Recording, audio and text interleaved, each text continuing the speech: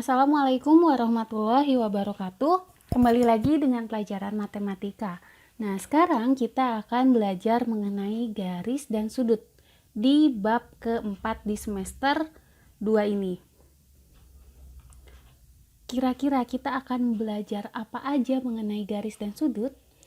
Nah, di sini Ibu punya dua gambar. Gambar pertama itu ada jembatan dan gambar kedua itu yaitu seorang perempuan yang sedang mengarahkan senternya kepada tenda dan orang-orang yang di situ. Dari ujung jembatan A ke ujung jembatan B, dia melewati suatu area. Nah, area ini dinamakan garis. Nah, sama juga seperti senter ini. Nah, ketika perempuan ini mengarahkan kepada tenda dan dua laki-laki di sana, maka dia akan membentuk suatu garis. Tetapi bedanya di sini ada suatu panah. Artinya apa panah itu? Nanti kita bahas. Nah, di sini ada hubungan antara titik, garis, dan bidang. Hubungan antara titik, garis, dan bidang ada yang dinamakan titik. Titik itu apa?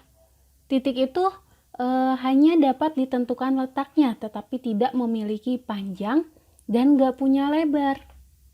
Titik ini biasanya digambarkan dengan memakai noktah seperti yang hitam ini. Nah, kemudian sebuah titik dinotasikan atau diberi nama dengan huruf kapital. Jadi, kalau misalnya mau menulis titik itu menggunakan huruf kapital. Misalkan titik A, titik B, titik C, titik D. Garis direpresentasikan oleh suatu garis lurus dengan dua tanda panah di setiap ujungnya yang mengindikasikan bahwa garis tersebut panjangnya tak terbatas. Jadi sebuah garis ini biasanya ditulis dengan huruf kecil, misalkan garis G, garis A, garis M, dan sebagainya. Nah, sedangkan bidang ini merupakan suatu daerah yang panjang lebarnya tak terbatas. Nah, bidang A, nah misalkan di sini A. Biasanya bidang juga ditulis dengan simbol A atau huruf A kecil. Kelewat. Nah, di sini ternyata garis G atau bisa juga ditulis dengan garis RS. Kalau yang ini bidang A atau bidang KLM. Kenapa bidang KLM? Karena titik KLM ini ada di dalam bidang tersebut. Nah, kemudian bagaimana sih hubungan antara titik dan garis?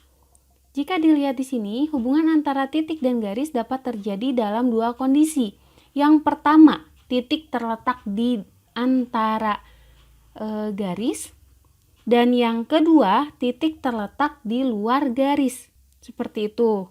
Jadi kalau yang ini titik A pada garis L, kalau ini titik B di luar garis M. Kemudian hubungan antara titik dan bidang apa? Misalkan yang ini. Kalau yang ini titik C, kira-kira ada di luar atau di dalam? Di dalam bidang A. Nah, yang ini juga sama. Kita lihat saja.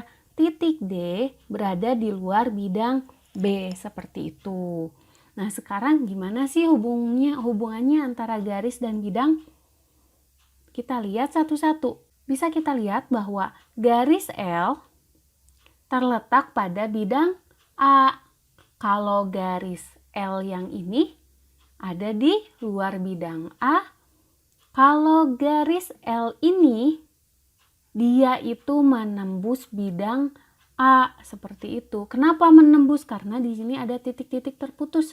Jadi kayak suatu kertas yang ditembus oleh pulpen. Nah, seperti itu ini gambarannya kayak gitu. Nah, kemudian di sini ada segmen garis. Segmen garis ini penulisannya berbagai macam. Pertama, misalkan di sini ada garis K. Garis K bisa ditulis dengan garis AB atau AB pakai tanda panah 2 karena dia tak terbatas. Kemudian yang kedua, ruas garis MN. Kalau misalnya di sini tidak ada tanda panah, maka di sini juga tidak ada tanda panah. Yang ketiga, garis PQ. Garis ini disebut dengan sinar garis. Kenapa disebut sinar garis? Karena dia memiliki suatu sinar dan memiliki sumbu utamanya. Jadi peki arahnya ke sana. Perhatikan gambar berikut. Garis peki atau sinar garis peki ada titik B, ada titik A. Bagaimana posisi titik A dan titik B terhadap sinar garis peki? Nah, berarti karena titik A terletak pada garis peki, sedangkan titik B di luar sinar garis peki. Jadi, kalau titik A ini ada di sinar garis peki. Kenapa? Karena di sini sinar garis itu tandanya dia itu tidak terhingga, seperti itu. Nah, sedangkan yang B dia ada di luar garis peki, seperti itu. Ibaratkan kalau misalnya di sini ada senter.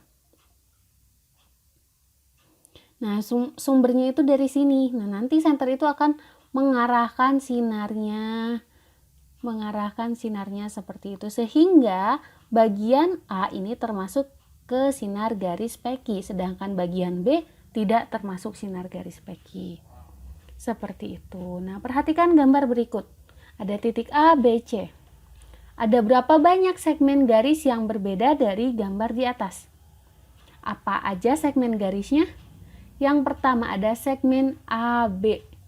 Yang ini. Yang kedua ada segmen garis BC.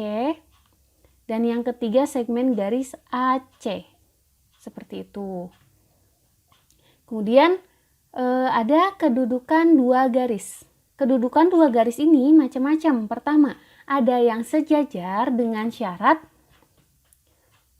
jarak dari sini dengan jarak dari sini harus sama. Kalau ini 5 cm berarti yang ini juga harus 5 cm. Berarti dia disebut dengan garis yang sejajar. Yang kedua ada garis berhimpit. Nah, namanya aja garis berhimpit berarti dia seperti berhimpitan. Ini garis L misalkan. Yang ini garis K, seperti itu. Nah, yang ketiga garis berpotongan.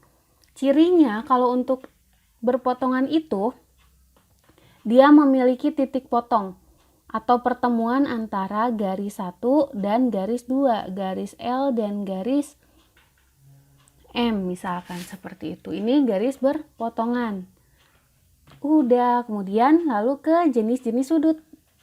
Di SD sudah dipelajari bahwa jenis sudut itu ada berbagai macamnya. Pertama ada sudut lancip jika dia berada di antara 0 derajat dan 90 derajat. Nah, kalau sudut siku-siku 90 derajat, tidak lebih tidak kurang harus 90 derajat. Sudut tumpul berada di antara 90 derajat dan 180 derajat. Kemudian yang keempat ada sudut lurus harus 180 derajat dan yang terakhir ada sudut refleks berada di antara 180 derajat hingga 360 derajat. Seperti itu. Ini untuk bagian pertama garis dan sudut. Terima kasih. Jangan lupa lihat GC. Di situ ada lembar yang harus kalian isi. Tulis soalnya, tulis caranya, lalu diupload di Google Classroom juga sebelum jam 6 sore ini. Terima kasih. Wassalamualaikum warahmatullahi wabarakatuh.